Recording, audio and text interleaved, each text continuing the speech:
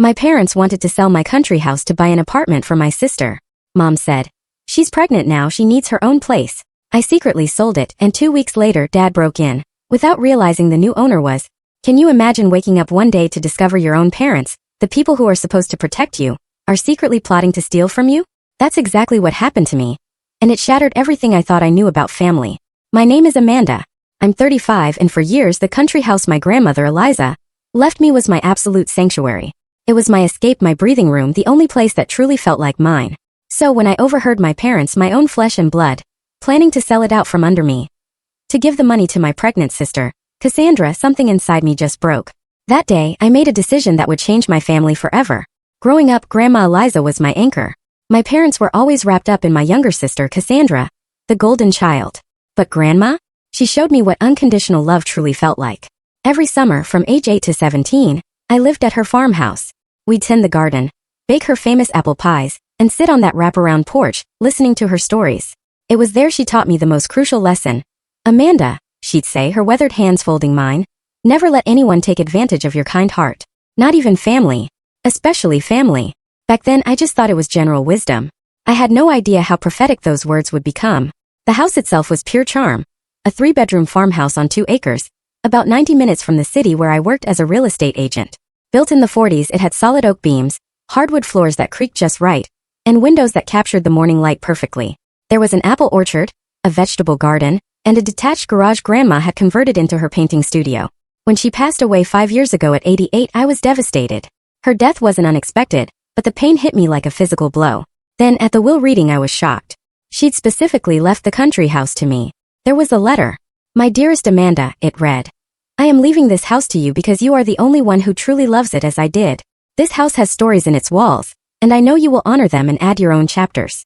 This is not just a piece of property. It is a piece of who you are." My parents seemed fine with it at first. They had their own comfortable suburban home, and had never really cared for the old country place. Cassandra, 28 and always the center of attention, was too focused on city life to bother with a house that wasn't near a shopping mall. But for 5 years I poured my heart, my soul, and a significant chunk of my savings into that property. I updated the plumbing, the electrical, restored those original hardwood floors, and replanted the garden using Grandma's heirloom seeds. Every weekend I'd drive out, my spirit recharged by the absolute peace I found there. The contrast between Cassandra and me couldn't have been starker.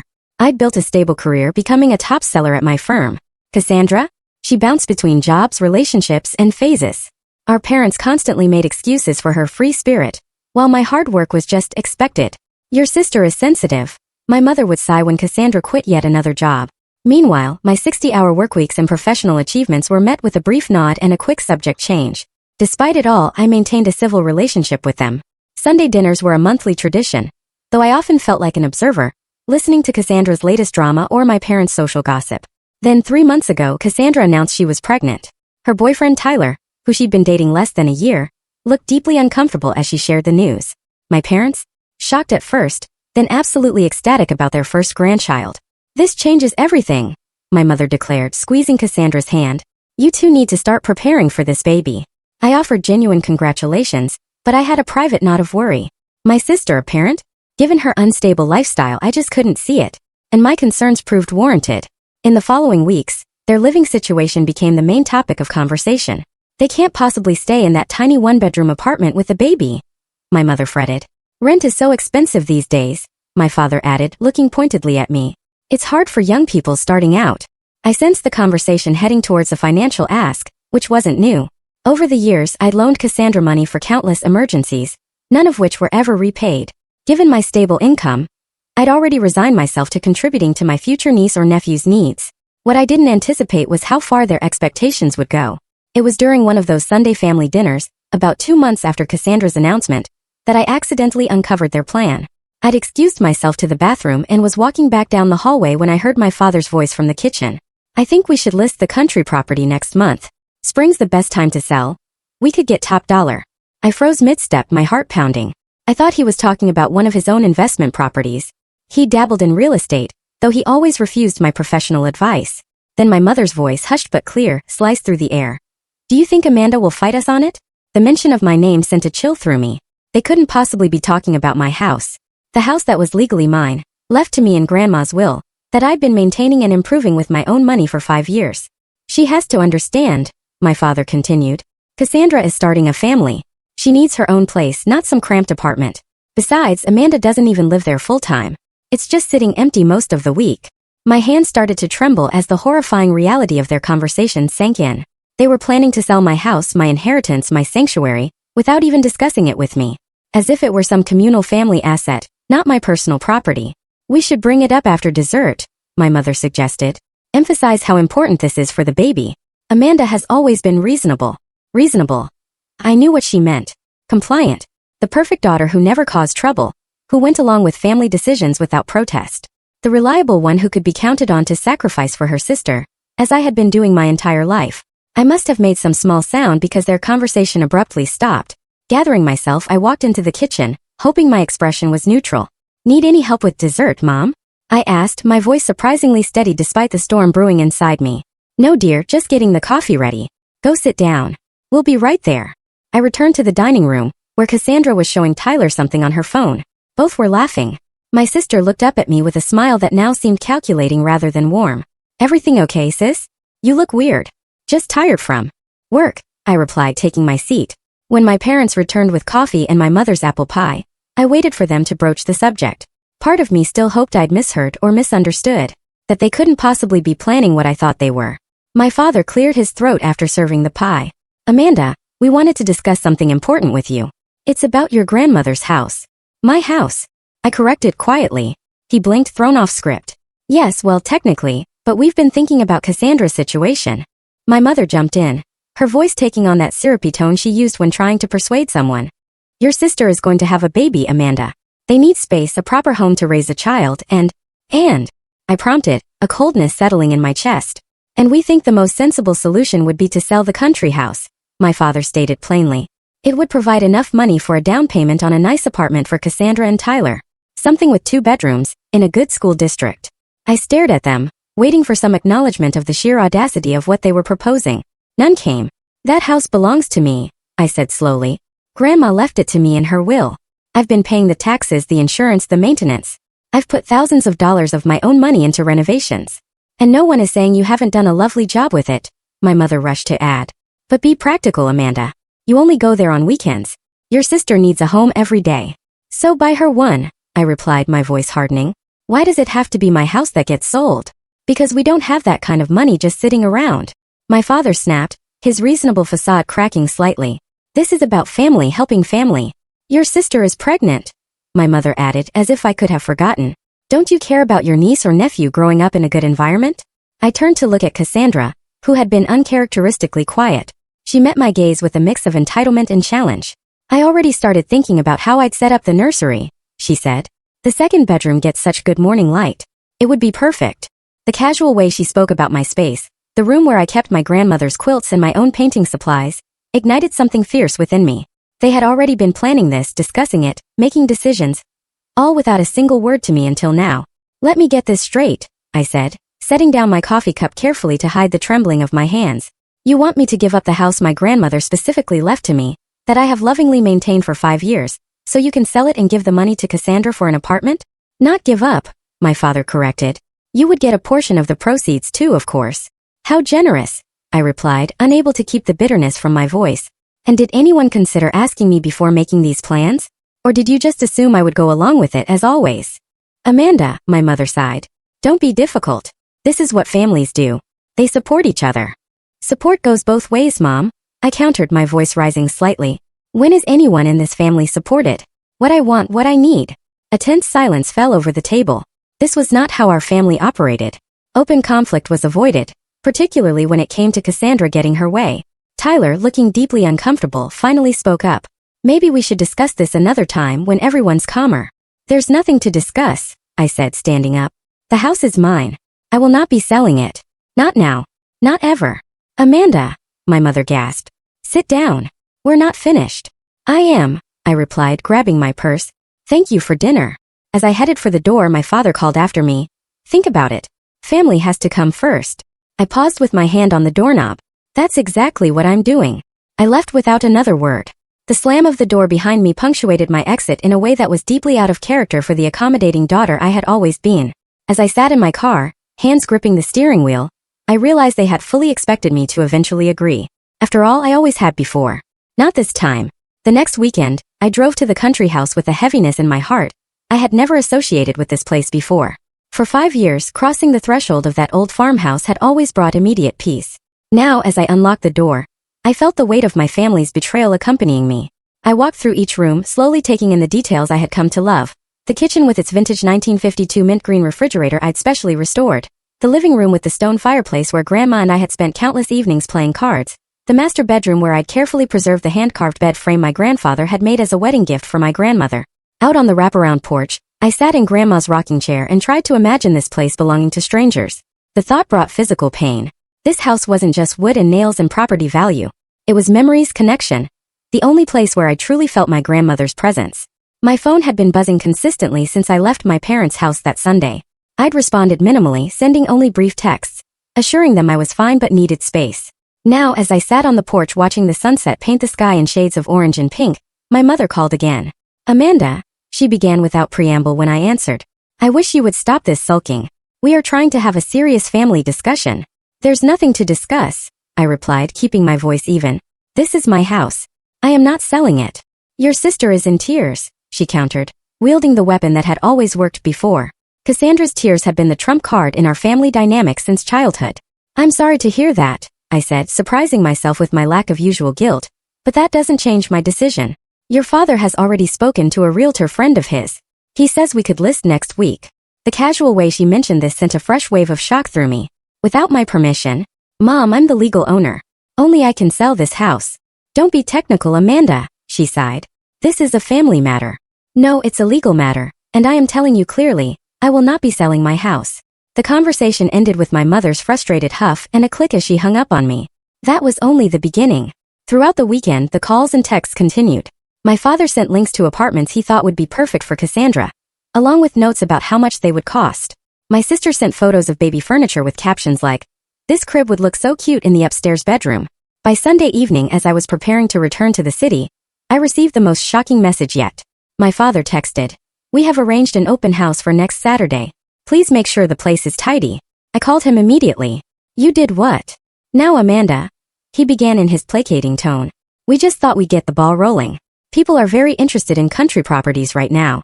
Cancel it," I said firmly. "You have no right to show my house to anyone.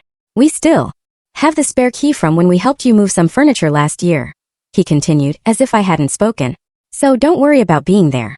We'll handle everything." The realization that my parents had been accessing my property without my knowledge or consent was the final straw. This had gone beyond mere entitlement. This felt dangerously close to theft. I ended the call and immediately dialed my friend Stephanie, who had been my confidant through many family dramas over the years. "They did what?" she exclaimed after I explained the situation. "Amanda, that is not just inconsiderate. It is illegal. They cannot sell property that does not belong to them." "I know," I sighed, "but they don't seem to care about that minor detail. What are you going to do?" I stared out at the darkening sky, the first stars beginning to appear. "I don't know yet, but I am not going to let them take this from me." "Good," Stephanie said firmly. "It's about time you stood up to them. They have been taking advantage of your good nature for years." After we hung up, I sat for a long time thinking about my options. I could change the locks, but that would only be a temporary solution. I could confront my parents again, but they had already shown they were unwilling to listen to reason. I could involve lawyers, but the thought of legal action against my own family made me sick to my stomach. As I drove back to the city that night, an idea began to form. It was extreme, perhaps even a bit vindictive, but the more I thought about it, the more it felt like my only option for taking control of the situation. I was a real estate agent. If anyone was going to sell my house, it would be me. And it would be on my terms, not theirs. The decision settled in my mind like a weight being lifted. By the time I reached my apartment, I knew exactly what I was going to do. My parents wanted to sell my house for Cassandra? Fine. But they were about to learn a harsh lesson about making assumptions about my compliance. Monday morning, I went straight to my broker's office. "Darren," I said, sitting across from him, "I want to list my own property, and I need it to happen fast." The next 2 weeks were a blur of activity. As one of the top agents at my firm, I knew exactly how to position the property for a quick sale. I called in favors from photographers, stagers, and listing specialists. By Wednesday, professional photos showcasing the charming character of the farmhouse and the beauty of the surrounding land were ready. I carefully crafted the listing description myself. Historic farmhouse with modern amenities, set on 2 acres of landscaped grounds, including established apple orchard, original hardwood floors, stone fireplace, and handcrafted details throughout. Updated kitchen and bathrooms, new roof, and completely rewired. 90 minutes from downtown. Perfect weekend retreat or year-round residence for those seeking peace without sacrificing comfort. I deliberately priced it slightly below market value, knowing this would generate immediate interest. While I wanted a quick sale, I wasn't desperate enough to give the property away. The current market for country homes was strong, with city dwellers increasingly looking for escape properties within commuting distance. My broker, Darren, raised an eyebrow at my urgency but asked few questions. We'd worked together long enough for him to trust my judgment, even if he sensed there was more to the story than I was sharing. Any special requests for showing protocols? He asked as we finalized the listing agreement. Yes, I replied. No public open houses, qualified buyers only with proof of funds or pre-approval, and I want to personally approve every showing. This would allow me to control who saw the property and when, reducing the chances of my parents or sister finding out prematurely. I had been deliberately vague in my communications with them over the past few days. Not outright lying, but certainly not volunteering information about my plans. When my father texted asking if I had come to my senses yet, I simply replied that I was thinking things through. When my mother called to say their realtor friend wanted to come by on Thursday to take measurements, I told her I had a client at the house that day and it wouldn't be possible. Not untrue, as I would indeed be there with a photographer. The listing went live on Friday morning, marked as private, so it would be visible only to agents and their clients, not on public websites where my family might stumble across it. By noon we had 6 showing requests. I carefully scheduled these for Saturday, knowing my parents would be at a charity golf event they had mentioned at dinner. I took the day off and drove out early to prepare the house, making sure every detail was perfect. The first 2 couples were pleasant but not seriously interested. The third, a pair of artists looking for a studio space, loved the property but were clearly stretching their budget. The 4th and 5th were investors looking for vacation rentals, which made my heart sink at the thought of my grandmother's beloved home being turned into an Airbnb. The final appointment of the day was with Gabriel Jackson, a successful businessman in his mid-40s, who was looking for a private retreat away from his high-pressure job in the city. From the moment he walked through the door, I could see his genuine appreciation for the character of the house. This craftsmanship, he said, running his hand along the oak banister of the staircase. You don't see work like this anymore. As I showed him around, Gabriel asked thoughtful questions, not just about the practical aspects of the property, but about its history and character. When we reached the studio in the converted garage, he spent a long time looking at the space. My late wife was a painter, he explained quietly. She always wanted a studio with north light like this. There was something in his manner, a respect for the property and its significance, that reminded me of my own attachment to the place. When he asked if we could sit on the porch for a few minutes before he left, I agreed. This is a special property, Amanda, he said as we sat in the rocking chairs overlooking the orchard. I can tell it means a great deal to you. I hesitated, then found myself explaining the situation. Not the full family drama, but enough for him to understand that selling was a difficult decision for me. My grandmother left it to me, I said. I always thought I would keep it forever, but circumstances have changed. Gabriel nodded thoughtfully. If I were to make an offer, would it give you some peace to know that I would care for this place as you have? I wouldn't tear it down or subdivide the land. I just want somewhere quiet to read books and watch the seasons change. By the time he left, I had a feeling he would be making an offer. Sure enough, his agent called mine within 2 hours. The offer was clean for the full asking price, with a request for a quick closing but flexible occupancy to give me time to say goodbye to the house properly. I accepted immediately. The next 2 weeks were a whirlwind of paperwork, inspections, and surreptitious packing. I told my family I was busy with a big listing at work, which wasn't entirely untrue. I avoided Sunday dinner, claiming client obligations. When my mother pressed about when they could reschedule their planned open house, I deflected with vague comments about still figuring things out. In truth, I was carefully removing personal items from the country house, focusing on things with sentimental rather than monetary value. My grandmother's handwritten recipe cards, the quilt she had made for my high school graduation, family photographs that couldn't be replaced. I worked with my attorney to ensure all the paperwork was impeccable, leaving no possible legal challenges. The property was unquestionably mine to sell. My name alone was on the deed since my grandmother's estate had been settled 5 years earlier. My parents had absolutely no legal claim to it whatsoever, despite their apparent belief that family assets were communal regardless of legal ownership. The closing was scheduled for a Thursday morning. Gabriel and I met at the title company's office, both of us choosing to handle this in person rather than through representatives. As we signed the many documents, I felt a complex mix of emotions. Grief at letting go of this beloved place mingled with satisfaction at taking control of the situation. I have something for you, Gabriel said after the final papers were signed and the keys officially handed over. He reached into his briefcase and pulled out a business card.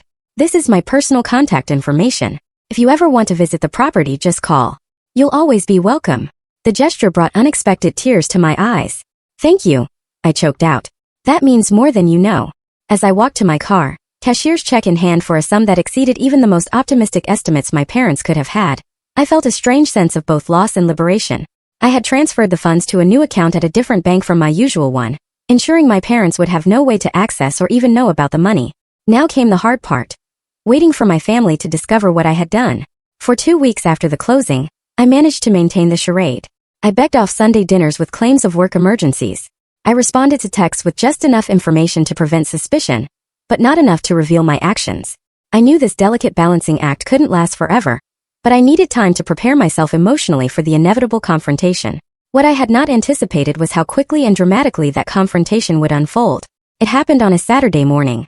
I was at my city apartment, enjoying a rare leisurely breakfast and catching up on work emails when my phone rang. It was my father, his tone uncharacteristically frantic. "Amanda, thank God you answered. There's someone in your house." My heart skipped a beat as the moment of truth arrived sooner than I expected. "What do you mean?" I asked, playing for time. "We drove out to the country house with Cassandra to take some measurements for the nursery furniture," he explained hurriedly. "I used my key to get in, and there was a man inside who claimed we were trespassing. He said he was calling the police." The reality of what had happened hit me all at once. My parents had taken Cassandra to my former house, let themselves in without permission using a key they should have returned long ago, and encountered Gabriel, the rightful owner, who naturally assumed they were intruders. "Stay there," I said, my voice remarkably calm, given the circumstances. "I'll be right out. Hurry. This man is threatening to have us arrested." I drove faster than I should have, reaching the country house in just over an hour. As I pulled up the gravel driveway, I saw a surreal tableau. A police car parked behind my parents' SUV, my mother sitting on the porch steps looking shell-shocked, my father gesticulating wildly to a patient-looking officer, Cassandra crying in the front seat of their vehicle, and Gabriel standing calmly near the police car. As I got out of my car, all eyes turned to me. "Amanda," my father called out, relief evident in his voice. "Tell this officer, this is your house and we have permission to be here." I walked slowly toward the group, the weight of the moment pressing down on me. This was it. The point of no return. "Actually," I said clearly, "this is not my house anymore. I sold it 2 weeks ago to Mr. Jackson. He is the legal owner now." The silence that followed was absolute. Even Cassandra's sobs from the car momentarily ceased. My father's face went from relief to confusion to dawning horror in the span of seconds. "What are you talking about?" My mother finally managed, rising from the porch steps. "You cannot have sold the house. We were going to sell it for Cassandra's apartment."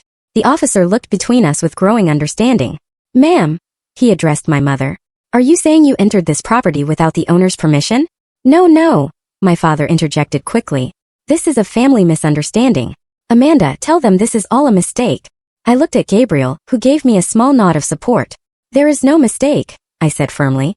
"I sold the house to Mr. Jackson 2 weeks ago. The sale has been recorded with the county.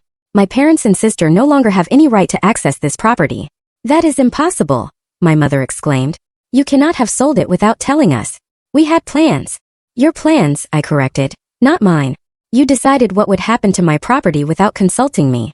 You scheduled viewings without my permission. You kept a key without my knowledge. And today you broke into a house that no longer belongs to me." My father's face had turned an alarming shade of red. "You had no right." "I had every right," I countered. "The house was mine. Legally, morally, in every way that matters." The officer, clearly uncomfortable with the family drama unfolding before him, cleared his throat. "Based on what I'm hearing, it sounds like these folks," he gestured to my parents, "entered the property illegally, albeit under a misunderstanding. Mr. Jackson, do you want to press charges for trespassing?" Gabriel shook his head. "No, that won't be necessary. As long as they leave now and understand they cannot return without an invitation." My father looked like he might argue further, but my mother tugged at his arm. "Let's go, Robert. Not here. Not like this." As they turned toward their car, Cassandra finally emerged. Her face streaked with tears and twisted with fury. "How could you do this to me?" she screamed, storming toward me. "To my baby. You knew we needed this house. You needed a place to live," I replied, keeping my voice level. "Not specifically this house. Not my house. You are so selfish. You have always been jealous of me. And now you are taking it out on my innocent child." My father had to physically guide her back to the car, as she continued to shout accusations. Through the open window, I could hear her sobbing that I had ruined everything, and never cared about family. As they drove away, the officer tipped his hat. I'll file a report about the incident, but since there's no desire to press charges, this should be the end of it.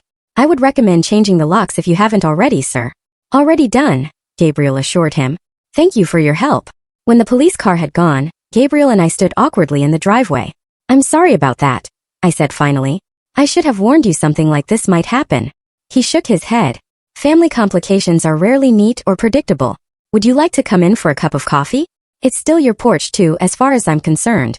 I looked at the house, the familiar lines of it now belonging to someone else. Thank you, but I should probably deal with the fallout from this. Rain check. Anytime, he said kindly. As I drove back to the city, my phone began buzzing incessantly with texts and calls from my parents and sister. I turned it off, needing space to process what had just happened. The confrontation had been every bit as awful as I had feared. Yet, underneath the stress and guilt, there was a surprising sense of relief. The truth was out. For better or worse, I had stood my ground. The weeks following what my mother dramatically termed the betrayal were some of the most difficult of my adult life. My family alternated between icy silence and explosive outbursts, with no middle ground for actual conversation. My father sent a formal-looking letter demanding I turn over the proceeds from the sale, claiming they were rightfully family funds intended for Cassandra's apartment. My mother left tearful voicemails about how I had broken her heart and destroyed the family. My sister blocked me on all social media and told mutual friends I had abandoned her in her time of need. Extended family members soon got involved, having heard wildly varying versions of the story. My Aunt Carol called to ask if it was true I had sold the family homestead out from under everyone. My cousin Patrick texted to say he thought I had done the right thing standing up for myself, but he was in the minority.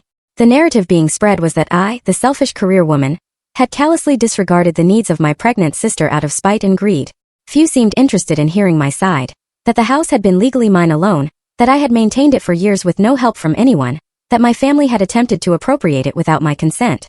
There were moments I questioned my decision, wondering if I should have found some compromise. Perhaps I could have loaned Cassandra money for a down payment while keeping the house. Maybe I could have sold it and split the proceeds more equitably. The guilt would creep in during quiet moments, making me wonder if I had overreacted. Then I would remember the entitlement in their voices as they discussed selling my property, as if I had no say in the matter. I would recall my sister's casual assumption that the bedroom where I kept my most precious possessions would become her baby's nursery. I would think of my grandmother's letter, trusting the house to me, specifically because she knew I would honor its history and significance. About a month after the confrontation, I received an unexpected message from Tyler, Cassandra's boyfriend and the father of her baby. Can we meet for coffee? Just you and me. There are some things you should know. Curious and a bit wary, I agreed to meet him at a cafe halfway between my office and his workplace. When he arrived, he looked tired and stressed, the impending responsibility of fatherhood clearly weighing on him. Thanks for coming, he said as he slid into the booth across from me. Cassandra would kill me if she knew I was talking to you. I appreciate you reaching out, I replied. How is she doing and the baby? They're both fine health-wise, but... He hesitated, stirring his coffee absently. There are things about our situation that your family has not been honest about. Over the next hour, Tyler shared revelations that shifted my understanding of the entire scenario. Contrary to the impression my parents had given, he and Cassandra were not in dire financial straits. Tyler had a stable job in IT with good benefits. They could afford their apartment comfortably, and while it was small, it was in a good neighborhood with excellent schools nearby. I never wanted your house, he admitted. I was shocked when Cassandra told me that was the plan. I kept saying we could save for our own place, but she insisted her parents had promised they would take care of everything. Moreover, Tyler revealed that he had been deeply uncomfortable with how I was being treated throughout the situation. The way they talked about you when you weren't around, like you owed them this massive favor and were being difficult for not immediately agreeing. It didn't sit right with me. Most surprisingly, Tyler confessed that he had been saving for a down payment on a modest condo for over a year. I wanted it to be a surprise for when the baby came, but now I don't know if that's what Cassandra even wants. She keeps talking about the house she lost as if it was already hers. This conversation prompted me to do some investigating of my own. Using my connections in real estate, I discovered my parents had refinanced their own home 6 months earlier, taking out considerable equity. They certainly had the means to help Cassandra with housing if they chose to, without involving my property at all. The pieces were falling into place. This had never been about Cassandra desperately needing housing. It had been about my parents wanting to appear generous and supportive without spending their own money. They had seen my inheritance as an easy solution, a family resource to be redistributed as they saw fit, rather than my personal property. When I brought this information to my friend Stephanie, she was unsurprised. They have always treated you like the responsible one who should sacrifice for everyone else, she pointed out. They probably never imagined you would stand up to them like this. The rift in my family deepened as weeks turned into months. Sunday dinners were a thing of the past. Holiday plans remained uncertain. My mother had begun telling family friends that I was going through something, and they should pray for me to come back to my senses. My father took a more direct approach, sending increasingly stern emails about my obligations and duty to family. When I didn't respond as he wished, he attempted to involve mutual acquaintances as mediators, most of whom were wise enough to stay out of the conflict. Cassandra, now showing visibly in her pregnancy, weaponized her condition at every opportunity. Through mutual friends, I heard she was telling anyone who would listen that I was so jealous of her having a baby, that I had sabotaged her chance at a proper family home. The most painful aspect was how little interest any of them showed in understanding my perspective.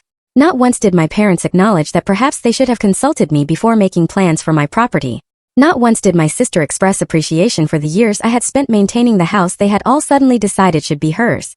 It was as if my feelings, my autonomy, and my legal rights were simply inconvenient obstacles to their plans rather than valid considerations deserving of respect. Yet, as difficult as this period was, it was also strangely clarifying. For the first time, I was seeing my family dynamic with absolute clarity, unfiltered by the desire to keep peace at any cost. I was learning to set boundaries even when they brought conflict. I was discovering that I could withstand disapproval without crumbling. In quiet moments, I sometimes thought of my grandmother and wondered what she would make of all this. The more I reflected, the more I became convinced that her decision to leave the house specifically to me, rather than to the family generally, had been deliberate. Perhaps she had recognized tendencies in my parents that I had been too close to see clearly. Never let anyone take advantage of your kind heart, she had told me. Not even family. Especially family. Now I understood exactly what she had meant. 6 months passed with minimal contact between me and my immediate family. I threw myself into work, set new sales records at my firm, and slowly adjusted to weekends without my countryside retreat. I maintained occasional text communication with Tyler, who provided brief updates about Cassandra's pregnancy and their preparations for the baby. During this time, I used a portion of the money from the house sale to make some sound investments, working with a financial advisor to create a diverse portfolio. I also found a small but charming condo closer to the city, with a balcony large enough for container gardening. A poor substitute for the orchard I had loved, but better than nothing. Occasionally, I would receive a text from Gabriel with a photo of the country house. A new flower blooming in the garden or fresh snow on the roof. True to his word, he had preserved the character of the place while making it his own. These messages were bittersweet but ultimately comforting. Knowing my grandmother's beloved home was in caring hands. My extended family began to reach out individually as the months went by. My Aunt Deborah, my mother's sister, invited me to lunch and actually listened to my version of events without judgment. My cousin Elizabeth included me in her wedding plans despite my mother's apparent objection. Slowly, I was rebuilding connections on new terms, based on mutual respect rather than obligation. Then came the news that Cassandra had given birth to a healthy baby girl, Lily. The announcement came not from my sister or parents, but from Tyler, who sent a simple text with a photo of their daughter. Thought you would want to know. You are an aunt. The tiny face in that image stirred something in me. A reminder that despite everything, this innocent child was my blood relation, my niece. Whatever conflicts existed between the adults in the family, they were not her fault. After careful consideration, I made a decision that felt right. I set up a college fund for Lily, using a portion of the proceeds from the house sale. I arranged it through a trust so that the money could only be used for educational expenses, not accessed by my sister or parents for other purposes. I sent Tyler the documentation and a small gift for the baby, a soft blanket similar to one my grandmother had made for me. His reply was immediate and grateful. This means a lot. Cassandra may not say it now, but someday she will appreciate what you have done. Whether that was true remained to be seen, but I had not done it for appreciation. I had done it because it aligned with my values and honored the legacy of generosity my grandmother had shown me. 2 weeks later, I received an unexpected call from my mother. Her voice sounded older, more subdued than I remembered. Tyler told us what you did for Lily, she said after an awkward greeting. That was thoughtful of you. She is my niece, I replied simply. I want what's best for her. A long pause followed. Your father and I have been doing some thinking, she finally continued. Perhaps I did not handle things as well as I could have with the house situation. It was not quite an apology, but from my mother, it was unprecedented. I remained silent, waiting to hear more. We miss you at Sunday dinners, she added. Maybe you could come this weekend. Meet Lily. The invitation hung between us, weighted with unspoken complications. I would like to meet her, I said carefully. But Mom, I need to know that you understand why I did what I did. I cannot just pretend nothing happened. Another long pause. I cannot speak for your father or sister, she said finally, but I have come to see that we should have respected that the house was yours. We should have asked, not assumed. It was a small acknowledgement, but significant coming from a woman who had never admitted fault in my memory. Thank you for saying that, I replied, my voice softening. It means a lot. That Sunday dinner was tense but civil. My father was stiffly polite, clearly uncomfortable but making an effort. Cassandra was cold at first, but softened somewhat when she saw how naturally I took to holding Lily. The baby was beautiful, with Cassandra's blue eyes and Tyler's dark hair. A new life untainted by adult conflicts. The college fund was very generous, my father said as we ate dessert, the first direct reference to the situation all evening. Cassandra tells me it will cover 4 years at a good school. I wanted to do something meaningful for Lily, I explained. Something that would make a difference in her future. We have been thinking, my mother interjected carefully, that perhaps we focus too much on the house itself rather than the bigger picture of family support. Your father and I have decided to help Tyler and Cassandra with a down payment on a condo they found. One they can afford the monthly payments on themselves. This was new information, and judging by Cassandra's expression, a recent development. That sounds like a good solution, I replied. It's what we should have done from the beginning, my father admitted gruffly, the closest he would likely come to acknowledging his error. As the evening progressed, I found myself sharing a quiet moment with Cassandra on the porch while she rocked Lily to sleep. I was really angry at you, she said softly, not looking at me. I felt like you chose a house over me and my baby. That was never the choice, I replied. I felt like my autonomy, my right to make decisions about my own property, was being completely disregarded. Like what I wanted didn't matter. She was silent for a moment. I guess I never thought about it from your perspective. Mom and Dad always made it sound like the house was kind of a family asset, and since I needed it more than you. But that was never theirs to decide, I pointed out gently. Just like I would never presume to make decisions about your life or property without consulting you. She nodded slowly, looking down at her sleeping daughter. Motherhood is making me think differently about a lot of things. About boundaries. And respect. I want Lily to grow up knowing her opinions matter. That no one has the right to make decisions for her without her consent. That sounds like excellent parenting, I said, genuinely impressed by this glimpse of maturity from my sister. I cannot promise Mom and Dad will ever fully understand what they did wrong, she continued. They're pretty set in their ways. But I think I do now. And I'm sorry, Amanda. Not for wanting a good home for my baby, but for assuming I was entitled to yours. Her apology, far more direct than my mother's, brought unexpected tears to my eyes. Thank you for saying that, I managed. It means more than you know. In the months that followed, our family began a slow, sometimes awkward healing process. Sunday dinners resumed, though now they often took place at my new condo or at Tyler and Cassandra's apartment. My parents never fully acknowledged the extent of their overstepping, but they made efforts to show respect for my boundaries in other ways.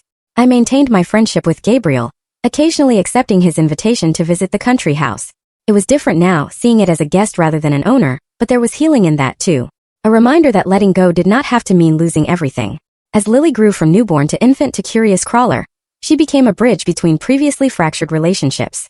It was impossible to hold grudges while watching her discover the world with wide-eyed wonder. Through her, I found a new connection to my sister, a shared investment in the future that transcended past conflicts. My grandmother had been right all along. Family was important, vital even, but healthy family relationships required respect, boundaries, and the courage to stand firm when those boundaries were crossed. The house she had left me had ultimately taught me that lesson in unexpected ways. In the end, I did not regret selling the country house.